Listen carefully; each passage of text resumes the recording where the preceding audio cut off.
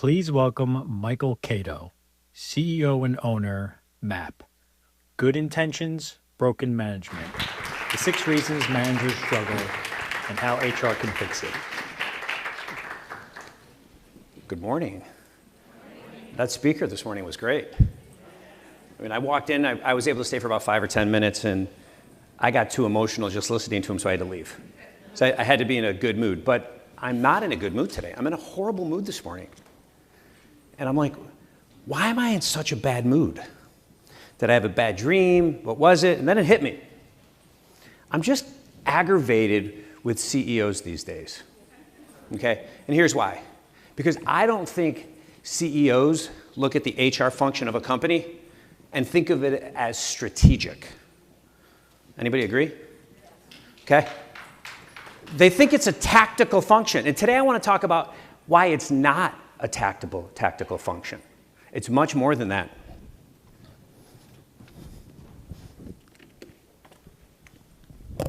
Maybe this is what got me in a bad mood, because I realized that most people don't get this. We have a little booth upstairs, and there's a little question on there. What percentage of managers are actually trained when they're promoted or hired as a manager? Not in the job, but in the job of being a manager. Very little, right? I think that the statistic is actually 15%. That's total bullcrap. I mean, how many times do we see managers that are over-promoted and don't actually get the training? There's a book. Has anybody ever seen this book by Gallup? Okay? It's called It's the Manager. But that's not the important part of the cover. Here's what it says. Gallup finds that the quality of managers and team leaders is the single biggest factor in your organization's long-term success. The single biggest factor in your organization's long-term success. Who agrees with that? Yeah, exactly. It's not the strategy, it's not the product, it's the managers. People define the performance capacity of any company. And you know what the number one job is of a manager, in my opinion? It's to accelerate the performance of their people, to accelerate the performance of their team. That's their job. And as a CEO, that's the number one thing I'm looking for with my managers. Okay, they don't have to be the smartest people in the room, but they need to understand and have the tools to drive performance of their team. It's not about them anymore. And that's a hard transition. Has anybody had to make that transition from being a phenomenal individual contributor to being a manager? Okay, you see it all the time in what department? What department do we see it most in where we over-promote a high performer to a manager? Sales. You see it everywhere, but you see a lot of it in sales. So that's what I want to talk about today. But before I go there, I'd love to tell you a little bit about my journey, so you know what I had to go through and how I learned to think like this. So I was 24 years old, and I was in my what year was I in? I was in year 7 of my 4-year bachelor's degree at Cal State Fullerton. Okay, somebody got that joke. By the way, listen, sometimes I go on tangents, I'll bring us back. Sometimes I tell jokes and they stink. Just somebody laugh, make me feel good. And I did something I'd never done before. I wrote down my goals for the following year. How many of you write down your goals? Okay, great, good.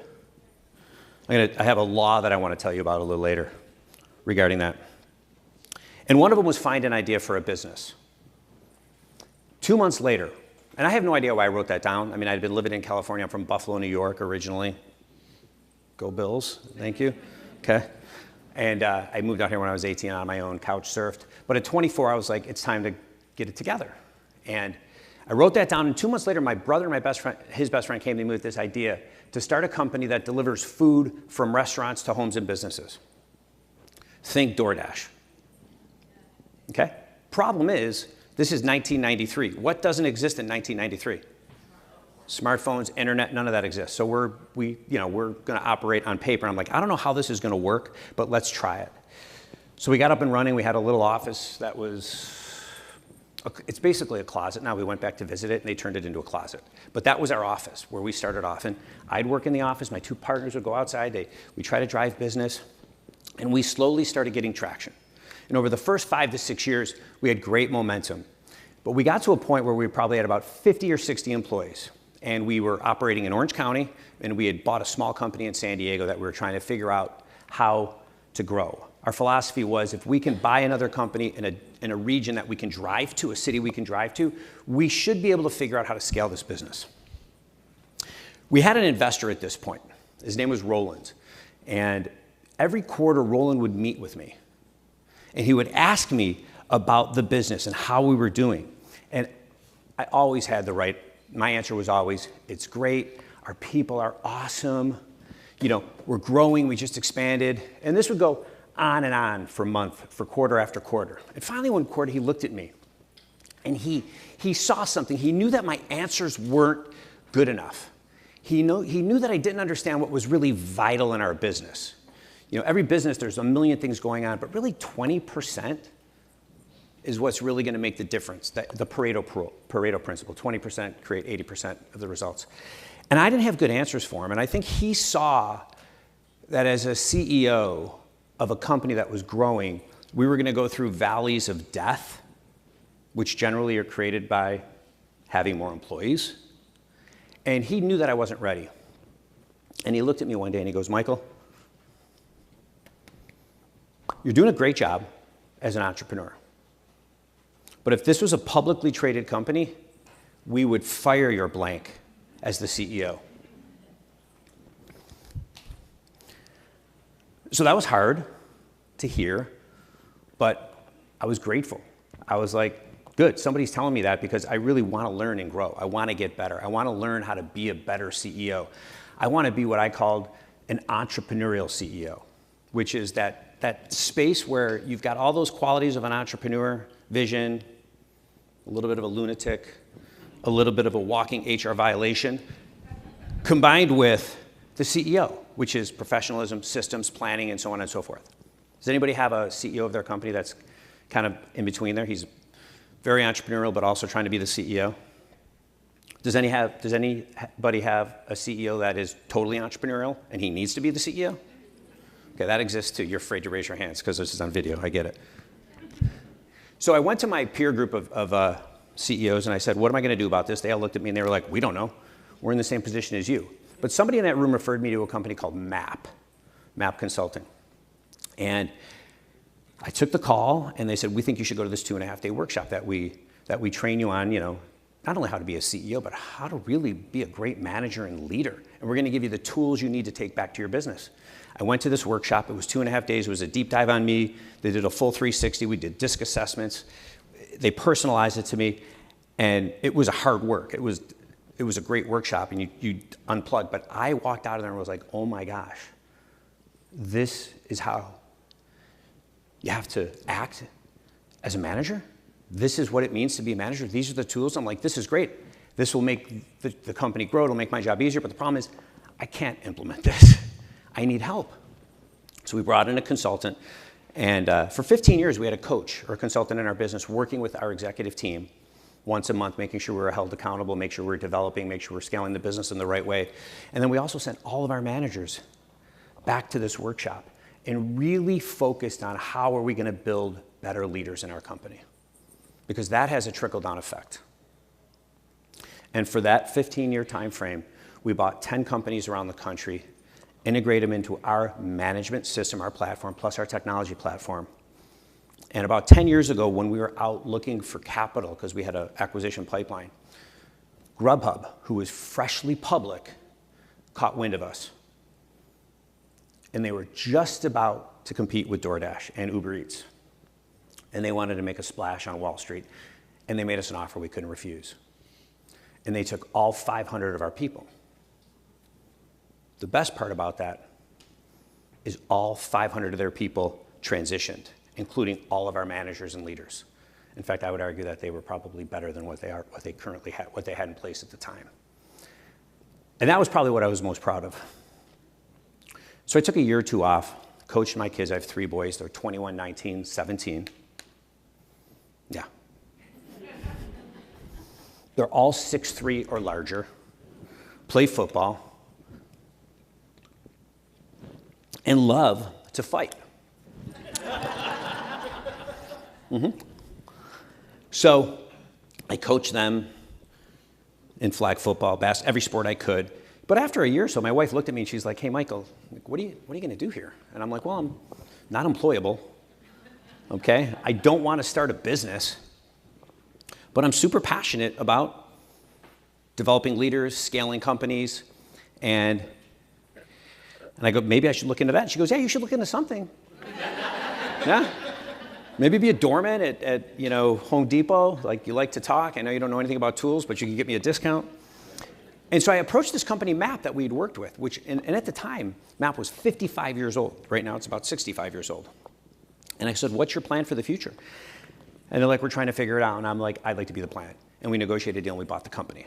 And for the last 8 years or so, we've been building the leadership team, developing them, and adding in consultants on a regular basis. So that's how I got to this stage. That was my journey, and it's been amazing, and I've learned a lot. But now I want to share with you some of the learnings that I've had around tools for managers to accelerate performance. Because as I said, I think that HR can be the hero of a company. I know CEOs sometimes are tough, but sometimes CEOs are so focused on where the company is going, they miss what needs to happen to actually get there. I have a clicker, right? Okay, here it is.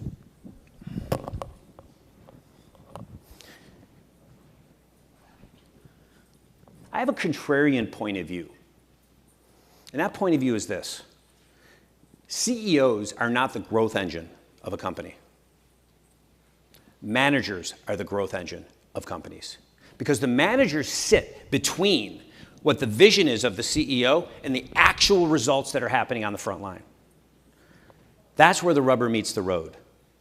Managers are the growth vision, are the growth engine, which means most companies don't think about managers in that way. Not all, but a lot don't, as evidenced by our conversation earlier about training them. But most companies have sales systems, operations systems, marketing systems, HR systems, finance systems, but what they don't have,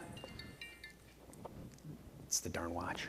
What they don't have is a management system, an integrated set of tools to help scale the performance of their people. And that's what I want to talk about. I can generally diagnose how well a company is doing by asking these 5 questions. So I want you to honestly assess yourself. I'm not going to ask you to share results unless you want to. But I'll ask you if some people want to. But just let's go through this on a scale of 1 to 10. Assess 1 being horrible, 10 being awesome. How you're doing on that first question. I can't read it. I'm only 58, but I had to have that cataract surgery. It's really great. Most of you are too young. It fixes your vision, but it didn't fix it enough, and I can't read the screen. So, first question, what does that say? Clearly defined at every level. Okay. Scale of 1 to 10. Just kind of assess it yourself. Actually, let's play the game one at a time. How many of you are at a 10? Okay. How many of you are greater than a 7? Okay. Not many. That's a red flag. Okay, we'll talk about that. Second one. Do employees consistently understand what's expected of them? 1 to 10. I'm going to press on this one for 1 second. Okay? How do you think employees know? What's the mechanism for them to understand what's expected of them at work? Anybody? Initially, their job description. Anything else? Their managers. Feedback. All great answers. All the right answers. The way I think about this question is, I said earlier, I talked about this Pareto principle, where we can measure a million things, but only 20% of what we measure really creates 80% of the results. It's the same thing with our people. We call these, instead of calling them KPIs, we call them vital factors, which is the subset of everything you're measuring, the subset that's truly vital, the 20%. Every individual person or manager in our company has, give or take, 3 vital factors that define how successful they are in their job. They can say anything they want, but at the end of the day, we're going to look at any individual person and say, how did they do? How did they do on what was measurable? How did they do on the 3 to 4 things that really matter in the job that they're in? And that's why it's critical that they understand that. I digress. That was one of those tangents. I said, now I'm back. How many of you rated this a 10? How many of you are above a 7? Okay. Another red flag. Next one. Are new hires productive and contributing within 90 days? Oh, I love this one. I got a story I want to tell about this later. 1 to 10. Who's a 10? Hey, that's great. What are you doing that makes this a 10? Me? Yeah, you. My livelihood kind of depends on it because the crux of my role is new hire onboarding and integration. We've got an expert. Okay, well, when I get to this section, I'm skipping that slide and letting you take the stage. Anybody above a 7? Hey, that's actually better. That's very encouraging. Next one. Are goals supported by clear, actionable execution plans? 10. 7. Still low. Okay. And the last one is performance measured and reviewed on a consistent cadence? 10. Wow. Good. Anybody who's above a 7? Okay, great. From the looks of the responses, unless some of you are lying to me, we're talking about the right things today. All right? Once again, today is about me as a CEO giving my perspective on how HR can be strategic and be a part of the solution and not be looked upon as administrative. So I want to talk about tools that we can give our managers to drive performance. These are the 6 areas that we talk about. As I said, this company was founded 65 years ago, and the founder, Eric Gilbert, had initially started a consulting business and went into companies and tried to help them grow and scale their business and their people. But after a couple of years, he paused his consulting business. He paused it because he realized that there were 6 key areas or 6 key functions of any company that all the problems existed with all these other businesses he was working with. In other words, every problem they had was related to one of these 6 functions: leading, communicating, staffing or people, planning, controlling, which is measuring performance, and organizing. I want to kind of go through these one at a time. Leading. If I asked, these slides are really good, but you can read them. I'm not going to talk about necessarily what's on there. I want to talk more from my own perspective on this. And so if I went into your business and asked 3 frontline people, can you tell me what success looks like? Or can you tell me how your work on a daily basis contributes to the vision of the company?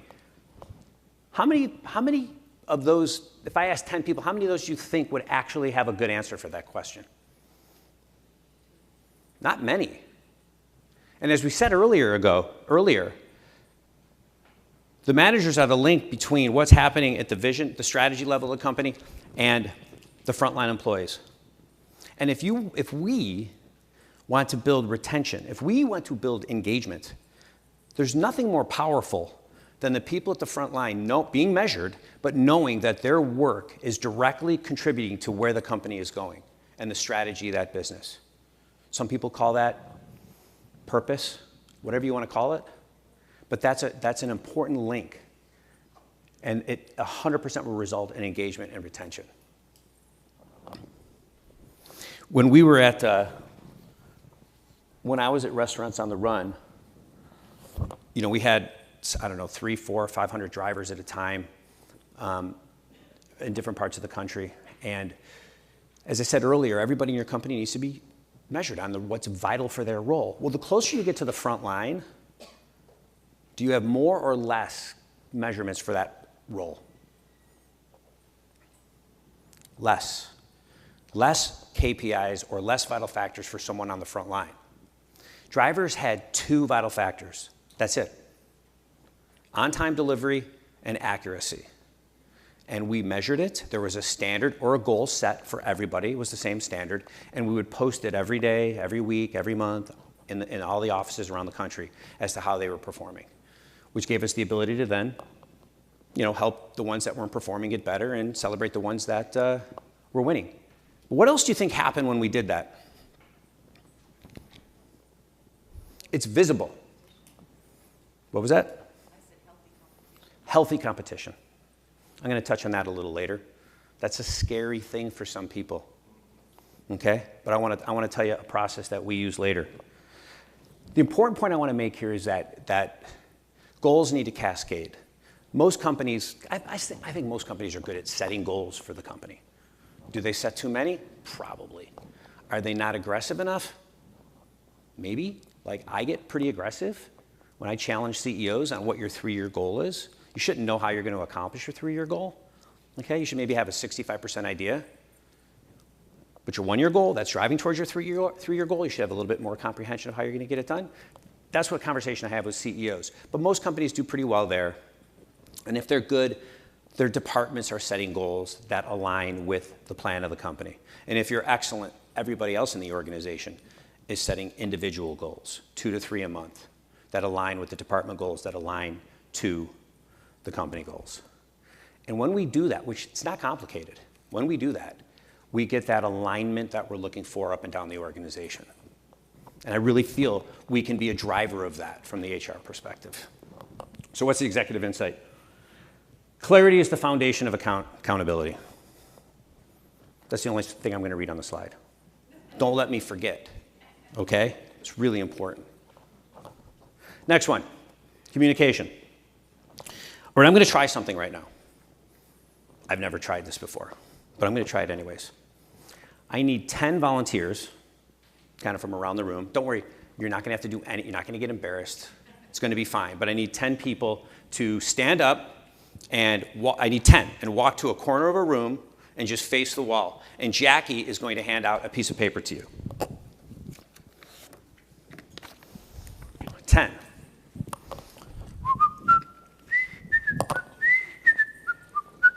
There are some more seats if anybody wants to sit down. I know you'd have to walk in, sit in the middle. You're like, oh, I don't want to be locked in.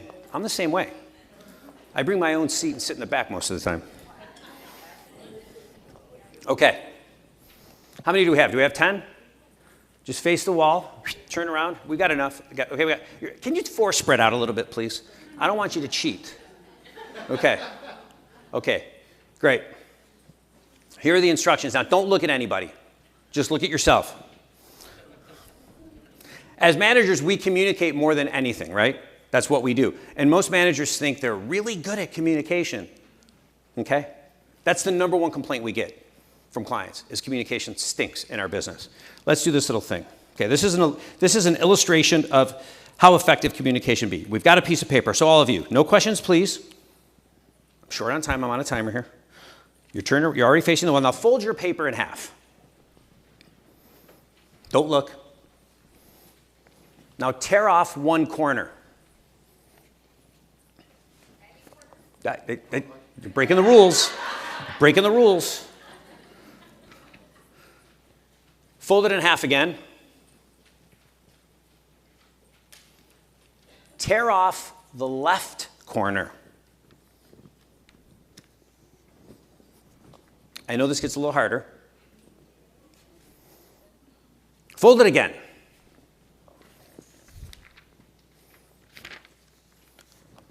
Now tear off the lower corner.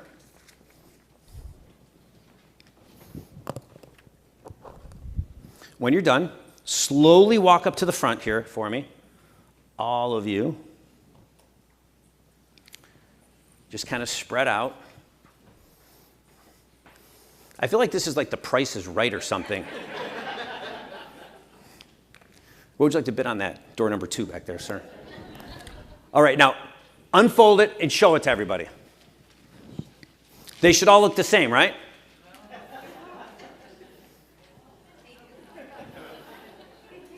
Are any of them similar?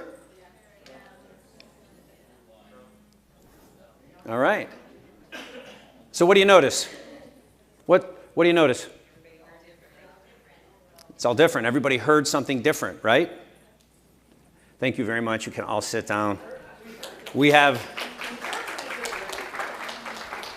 if you go up to the main, who's here from the, what's the name of, who's here from the conference? Is there like a host in here? Okay. They're outside? Well, good. Don't tell them I said this, but all of you that participated, go to the front desk. They have a new iPad waiting for you. Okay? That's why you always want to raise your hand and get involved. So you saw what happened there. And I know, yes, it's a little cheesy. I didn't allow you to ask questions. But like, can you imagine what is happening in our companies? How ineffective communication can be? Because, like I said, managers are like, yeah, I'm great at it. I know how to listen. I know how to use my body language and my tone. And I ask them, I'm like, did you prepare for your like, what's the goal? Like, I believe you have to ask, what's the goal before you walk into any conversation, any meeting. Today, what's your goal for being here? You all had some sort of goal, okay, for being here. Maybe it was the topic, the title, okay? That's kind of a punchy title. I like the title. Like, it was something boring, and at the last minute, I got in trouble. I was like, that title sucks. Can we get something that's real? Because I'm going to be up here real on the stage, and I want that same kind of thing. So everybody had a goal when they came in here. But when you ask, how many of our managers prepare for communication by asking what's the goal? And they all think that communication is just giving the information. But as you can see up here, they stole my punchline. What's that second box say? Or what's this say? The communication loop. The key, well, I was going to ask everybody who owns that the message was received, the communicator or the person receiving it, and it says it right there, so I can't ask that question. But when I ask most people, they think, well, the person communicating, the transmitter, they own that the message was heard. And or they say the person receiving it owns it. And that's wrong. The person giving the communication needs to make sure that the feedback was heard accurately. And there's a trick to do that. It's called the communication loop. It's simply asking the person you're talking to play back what they heard. I practice this in my daily life. I have to definitely do it with my wife. She'll tell me something. I'm like, okay, let me just play this back for this is what I heard. And I play it back. She's like, who said that? Okay, can you say it again? Let me play that back. Okay, now you've got it. Thank you. It only took you 2 times today, honey. You're getting better. But when I use this in business, I might change it a little bit and be like, hey, listen, I know we just had this conversation. Can you play back what you heard? Because I want to make sure that I explained it the right way and didn't miss anything. And that gets clarity. So easy. I challenge all of us to make that a habit in our daily life. Why not? Especially these days, right? Because most people don't. But there's a lot of people out there that don't want you to play it back. They just want to talk. But in business, we have to get that clarity. So that's the tip. That's the trick I want to leave there. What's the executive insight say? Communication is good. So that's a little bit of a communication loop, but I'm not asking you to say what I said. I'm asking you to read the slide. Let's talk about people. Everybody talks about, anybody read Good to Great? Jim Collins? Love that book. It's such a great book. And it's a great book for us in HR. Everybody talks about getting the right people on the bus, in the right seat, doing the right thing. It's cool. We kind of talked about that. You got to make sure they're getting measured on the right things. But this isn't the point of my conversation, but I still want to go off on a little tangent. How many of you feel like I train CEOs, and I ask them, how many of you have somebody that needs to get fired in your business? How many hands do you think go up? A lot. Like, let's try it. How many of you know of somebody in your company that needs to be fired that is still sitting there hanging on? Okay. All right, 2 hands. Okay. 2 hands.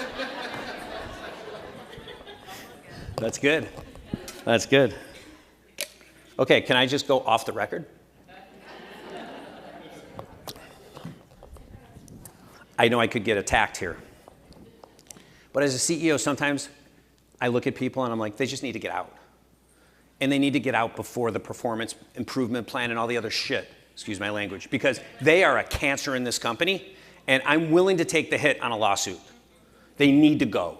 They're doing more damage every day, and they're probably costing me the cost of the lawsuit every day in lost productivity and aggravation. And what happens when A plus players see us not dealing with those people?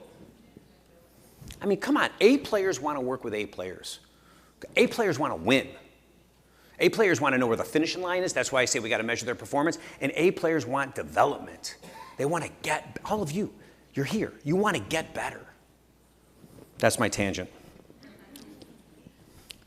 I also ask them, and then I challenge them, because I'll see them every 90 days, and I'll be like, One of your takeaways is you got to get rid of that person. They're like, yeah. And then they come back 90 days later, and I always get 1 or 2 people that are like, you're not going to believe what I did. They call me Caito. You're not going to believe what I did. I'm like, what? You fired somebody. Yeah, it feels so good. Then I ask them another question. I say, who's the one like super who or person you know you need to hire in your business, a position that needs to be filled with like just a superstar? Does everybody have that position that they know of? And the CEOs all raise their hand. They're like, yeah. I'm like, well, what's holding you back? And they're like, well, you know, I'm a little tight. That's a $100,000 commitment. I'm just making that number up. And I go, okay. I want you to think about it differently. I want you to think about it as a $25,000 commitment. And they're like, what do you mean?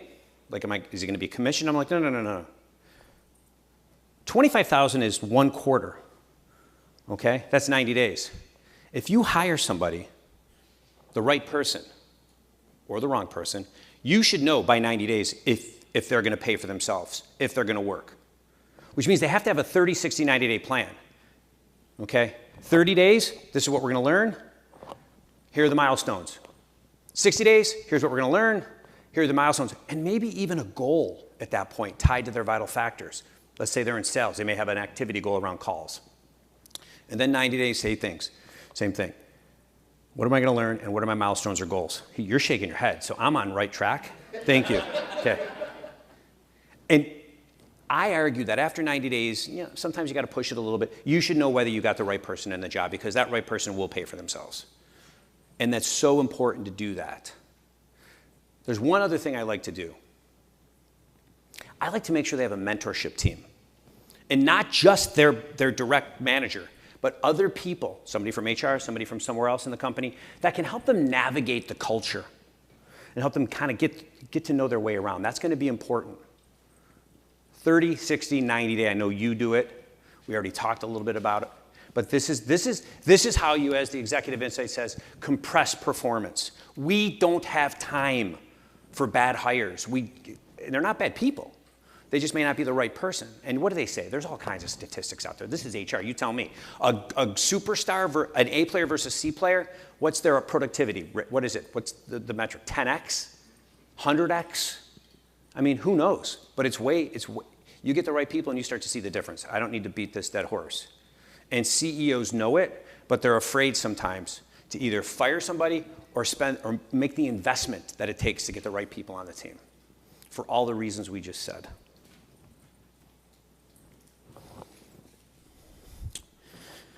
We talked a little bit about goals. The only thing I want to touch on here is that a goal without a plan is a what? It's a wish list. It's a wish list. Every goal. Okay, company level, do companies have plans? Like if they have goals, do you think they have a plan to support it? For the most part, right?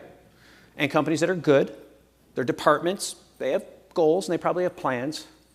But how often do we ask the individuals in the organization, what is your plan to achieve your goal? What is your plan? What are the 2 or 3 things you can do to ensure the success of you achieving that goal? That makes all the difference in the world. Now, I didn't have an action plan when I wrote my goal down in 1993, but I wrote it down, and that was the first step. That was the first step. So I want to give you a little tool, because not people write goals. By the way, sometimes they're fluffy, right? By the way, let's tangent, coming back. What's a good goal? What makes up a good goal? What are some components of a good goal? Measurable, time-bound, specific. Some people say SMART. Okay, SMART is what? Specific, measurable, actionable. Oh, is it actionable? Is that what they say? Okay. I like to say aligned. It's an aligned goal. R is realistic. I like to say relevant. Like, it's got to be a relevant goal, and then, of course, the T is time-bound. So we got to make sure those are right. We're not going to get into that right now. But sometimes what happens is the person that owns the goal isn't sure how they're going to achieve the goal. And they need help. And that's awesome. That is awesome. Because remember, we want our people to win. When they set goals, we want them to win. When they don't achieve so we celebrate them. When they don't achieve them, we ask them a simple question. What's your corrective action? because they didn't fail, they just fell down. And maybe they need a little more help. I'm not saying we as managers take the monkey off their back. No, that's not what I'm saying. But we as a group can help them kind of plan out how they're going to achieve it. So I'm going to take you through a little, normally this is a 10-minute exercise. We'll get it done in like 5-6 minutes or so. And I want to show you how actually MAP, Eric, developed this team consult with the help of NASA 50 or 60 years ago. I want to show you how we help problem solve for individuals that need help with how they're going to achieve their goal. I will need 5 volunteers. It says come up here. I need you, Cecilia. And I need 3 more right here. And I need a timekeeper. Who's got a clock easy to do timekeeping for me? Please, thank you. When I tell you, I'm going to have you probably set 4 minutes for me. Normally we set 5 or 6 minutes. I'm going to have you do 4, not yet. I still need 3 people. This isn't hard. Some of you that are back there sitting, you right there, please. Yeah, you. Yeah, please, thank you. You can blame the person behind you. Thank you. With the announcement I made earlier for the last set of volunteers, I'm surprised not everybody stood up. 2 more. I also need a scribe. Maybe Jackie, you can scribe for me. Hi, Jack. This is Jackie. Jackie works with us at MAP. We're on the team. Jackie's one of our consultants and trainers and tons of experience helping companies sell. 1, 2, 3, 4. Oh, we got it. Yes. Okay, good. So here's what we're going to do. A team consult is basically a problem. I hate to say brainstorming because it's a problem-solving tool that we use.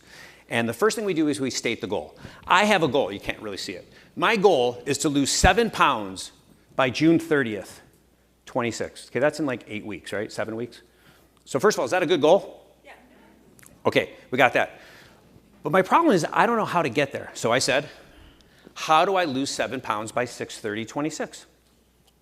All right? That's my goal. I need to understand how to do it. So now I'm going to use the wisdom of this group. Start the timer, please. And here are the ground rules. I'm going to go around to each of you, starting here, and I say, we're not debating these, we're not discussing them. You can build on it if you want. I'm going to say, give me an idea. And if you have an idea, give it to me. If you don't, you pass. And then I keep going and keep going. And then Jackie will write it down as best you can. 4 minutes started, go. Log what you eat. Log what I eat. Yeah, just say log food. Move more. Commit to a daily routine. Daily routine. Cut out.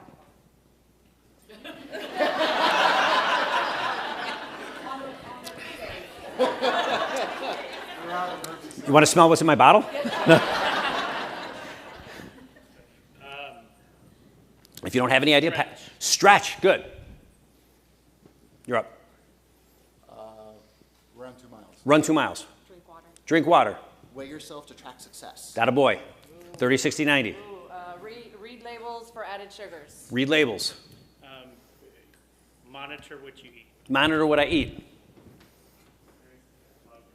Just pass. Weigh myself daily. Weigh myself daily. Find a support group to keep you moving. Support group, yes. Focus on why you're doing it. Focus on why I'm doing it. Buy some smaller clothes. Buy some small. My wife already says my clothes are too tight. Find a partner. Find a partner. Know your why. Know your why. Eat in a calorie deficit. Eat in a calorie deficit. Stay confident. You got to know, you don't have to write them all down now. Stay confident. I'm running out of ideas, Michael. Just say pass. I'll pass. Drink more water. Drink more water. You can say pass. Pass. Lift weights. Lift weights. Oh, God. Is that a personal attack? Okay, hire a trainer. Hire a trainer. Walk. Pass. Meditate. Meditate. Pass. Pass. We'll do a pass. Pass. How many minutes are we at? Okay. Okay, I'm going to stop now. We're 2 minutes into this thing. What did you notice? Repetition. They're running out of ideas. We're 2 minutes in. We're not fitness instructors. That's okay. That's okay. All these are the same ideas that we're going to get from fitness instructors. What would happen if I just walked into a room with these 6 people and we just had a discussion? Do you think we would actually get an output? Yeah. Eventually, right? But how long would it take? Let me show you what I would do now. Round of applause.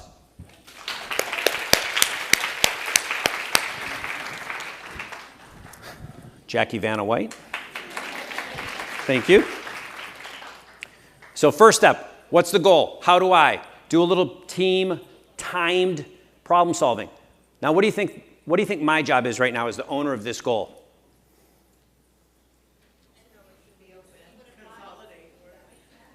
What was that? Exactly. I got to make an action item. So I'm going to choose probably 3 things here. So I'll say I'm going to lift weights, I'm going to log what I eat, and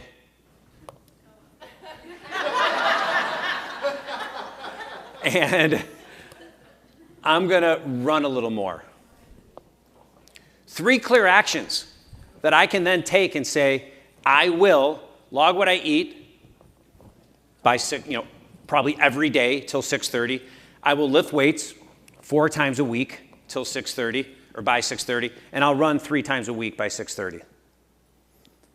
We just built an action plan for me that I didn't know how to do to achieve my goal in 7 minutes. We're done. We're moving on. And now I've gotten the help from the room. Do you think that room's going to be supporting me? Think of the power if our managers used this simple little tool in their meetings, whatever cadence of meetings they have with their people, when they're setting goals. I'm going to show you a meeting in a second that's really important to run, a simple way to integrate this. Do you think that would be more effective than... Think about your team meetings or your executive team meetings. How many times a topic comes up and there's no resolution?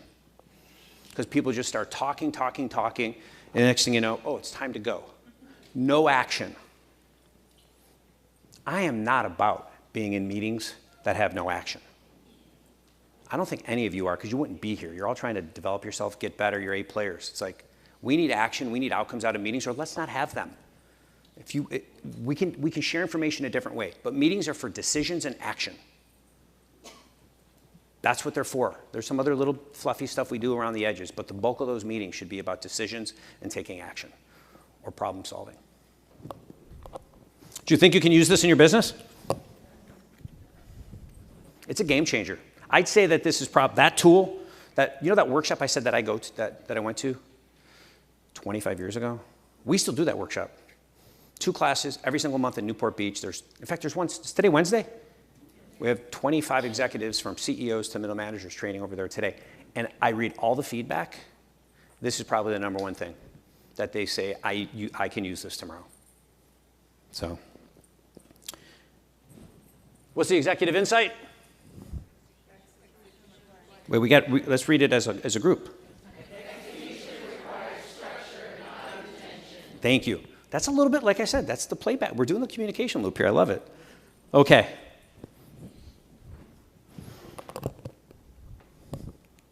I got to get a picture of this room. Let me do that right now. Because my kids, my boys, they'll be like, Dad, why would 150 people show up to see you speak? We see you every day, and we want nothing to do with you. Oh, you know what we should do? I got an idea. How can we make this? We'll make this for my boys. Okay, here we go. This is a video. Say hi, everybody. Hi. This is for Vincent, Nico, and Dominic.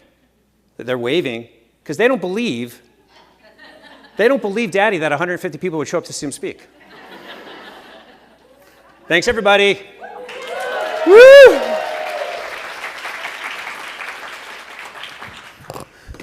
Thanks for humoring me.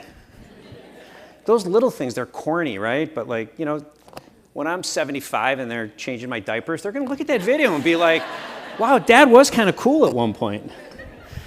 All right, let's talk about controlling. It's not like the word sounds, controlling. This is really about measuring performance. Has anybody heard of this law called the Pearson Law? Okay, here's how it goes. What gets measured improves.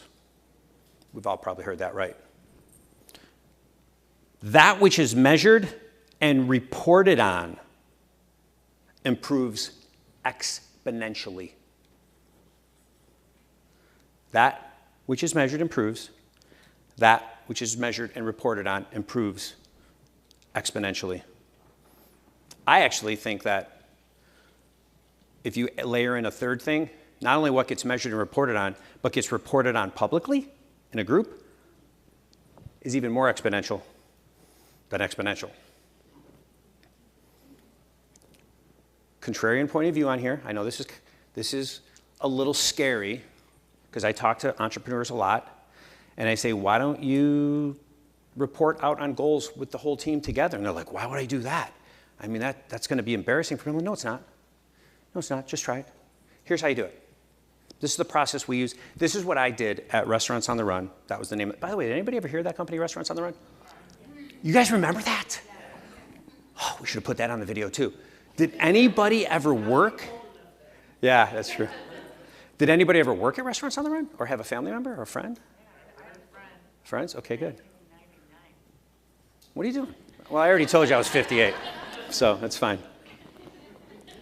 Okay, that's another tangent, but I'm back. Every month at Restaurants on the Run with all those people, I mean, the frontline people, we didn't do it because they were drivers, but we did post how they were doing on their vital factors and have conversations with them. But every team, the executive team, every department, every, mid-level department, they all had a meeting once a month where they reviewed performance of the people in the room publicly. Here's how it works. It's very simple. There's a longer version of this agenda that, if you were a client, we would walk the executive team through a little bit of a longer version. But here's the gist of how it works. The team gets together every month, pretty much the same time, same day, for 60 to 90 minutes. And each person goes around and reports out on how they did on their goals from the last 30 days. Tells the story. And if they don't hit a goal, what do you think we ask them? What is your corrective action, your plan? What's your appropriate next step? Okay, so they review their goals. We celebrate them if they're winning. If they don't hit their goal, we ask them, what are you going to do next? And what do you think if they say, I'm not sure, what do you think we do? Team consult. The people in the room help them. Team consult to break through. So, once a month, same time, same day. First part of the meeting, how'd you do on your goals? Everybody reports. Next part of the meeting is what? What are your goals for the next 30 days? That's it. But it's done in a group. We do a key takeaway at the end, and off we go to our next meeting. We do that. We do that every single month in every layer of our organization. What do you think was the outcome of those meetings?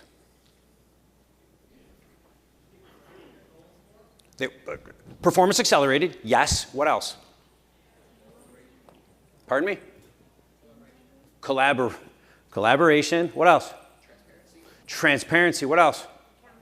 Accountability. You can't grow or scale a business without accountability. You've got to get alignment. You've got to get focused and aligned. But nothing happens without accountability in your business, which is what all these tools, if you notice a common theme, they're all geared around creating accountability in the business. Because remember, our best people want accountability. They want to know the finish line. They want to know how they win. They want to celebrate. And if they don't win, if they fall down, they want to be developed. It's my rant on accountability. By the way, I believe accountability changes the world.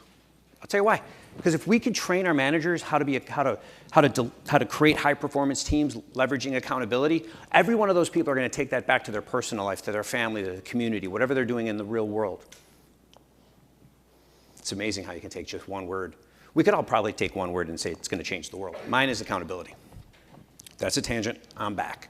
But we did it. What else happened out of those meetings? What was another result? Camaraderie. Anything else? Trust. You guys are pretty much taking every, I thought I'd have one word at the end that would be the wow. Anything else? Engagement, communication, retention, everything. People were winning. And the visibility of it made it easier for the manager to hold them accountable.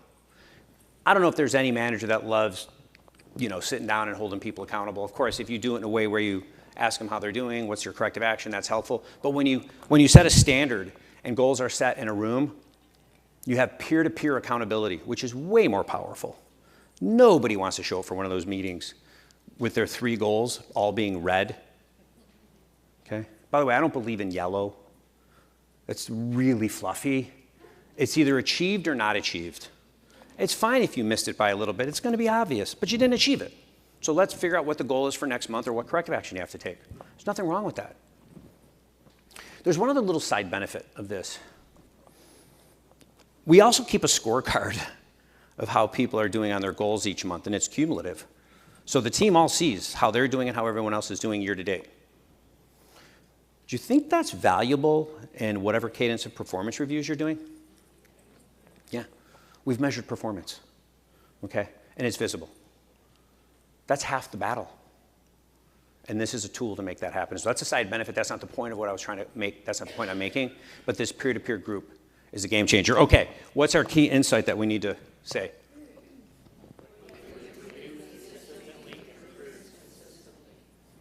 That was pretty bad. What'd you review consistently improves consistently? Another version of saying the Pearson principle, Pearson law. The last one. It's under the framework, we call this organizing, but the specific part of this is delegation. Why don't our managers delegate? What's holding them back from delegating? Training, what else? Control. Oh, that's a good one. That should have been my word. Control. You're right. What else? Trust. Fear. By the way, if we're doing the things, the previous 5 things, trust is going to be built. We're going to know whether or not they're the right person. They feel they don't have time to train somebody to do it. Bingo. They feel they don't have time to train somebody, which means they're putting an artificial ceiling on their growth. Because if they don't have time, if they're going to tell themselves that I can do it better or I don't have time to train, they're not going to grow. Pride. Yeah, because it takes time to delegate the right way. You know, you can use all the tools. We're not going to have a class on delegation. But, you know, when you think about delegating, you got to pick the right person, right?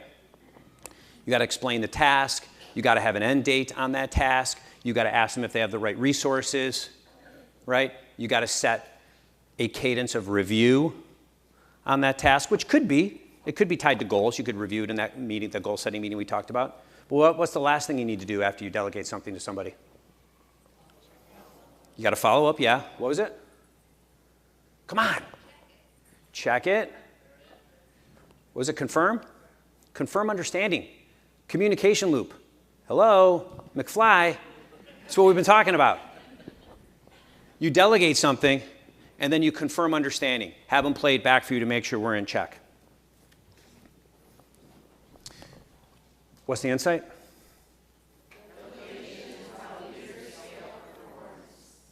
Hey, that was good. Delegation is how leaders scale performance. Remember, in my opinion, manager's number one job. By the way, managers have to know how to lead. That's why leading is one of the 6 boxes we talked about. I said it earlier. Companies are defined by the performance capacity. A company's growth trajectory is defined by the performance capacity of its people. Okay? A business will not outscale the development of their people, which is where we come in. So those are the 6. And they're all connected. It's like a system of functions, a system of tools that when you bring it all together, you see performance accelerate. The goals will give direction up and down the organization. Communication will create clarity. Onboarding will compress time for performance. And it's the cheat code to make sure we got the right person after 90 days. Planning turns those goals into real actionable plans or action items that can ensure the success of that goal. Controlling is just measuring performance on a regular basis, same time every month. Don't move that meeting. And delegation is, to me, delegation is about developing and retaining your people. Like, that's what it is. I mean, yes, it saves me time, everything gets done, but really, like, that's how people grow. We empower them with challenging tasks, and we let them figure out the how to do it, and then support them. I mean, that's what it's all about. That's what we care about. We want everybody in our company to grow. I mean, yeah, they might love working for us, but I mean, they're people with lives outside of work, and we want them to be successful. We want them to get better. That's the only way we're going to get better as a planet.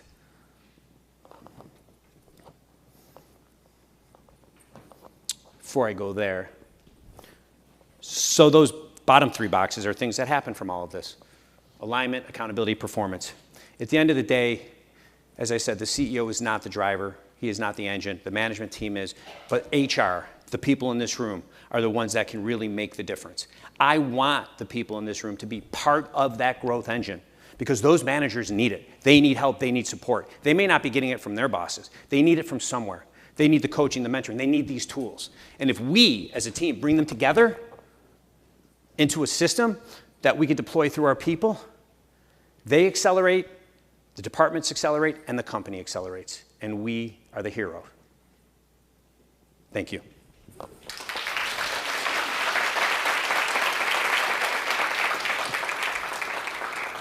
I did not even time that in preparation. I always show up for this about 75% ready.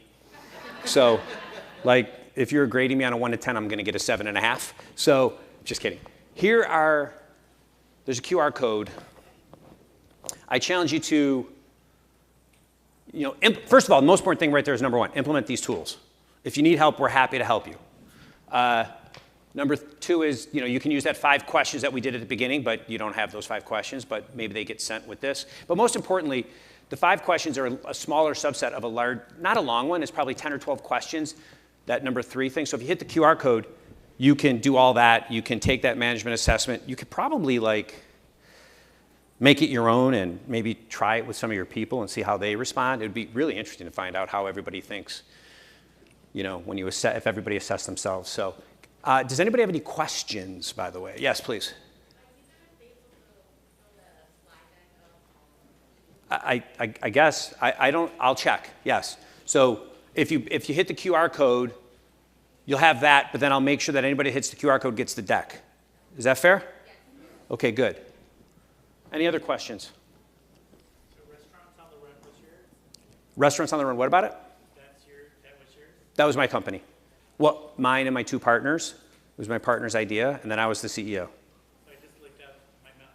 I knew that sounds familiar. So several orders in Houston. Yep. Oh, you looked it up. You found it already. Thank you. Yeah, we had an operation in Houston. I had several emails from you guys from orders I placed. So I was like, oh. Thank you. I like that. Thank you. Any other comments or questions? We do have a booth. It's on the main floor, and it's on that. What is it? 329. Tim's also one of our consultants at MAP. Thank you, Tim. 329? 329. 320. It's kind of it's towards that wall over there. We'll be around for the rest of the time. Happy to answer any questions afterwards. Thanks, everybody, for having me and showing up.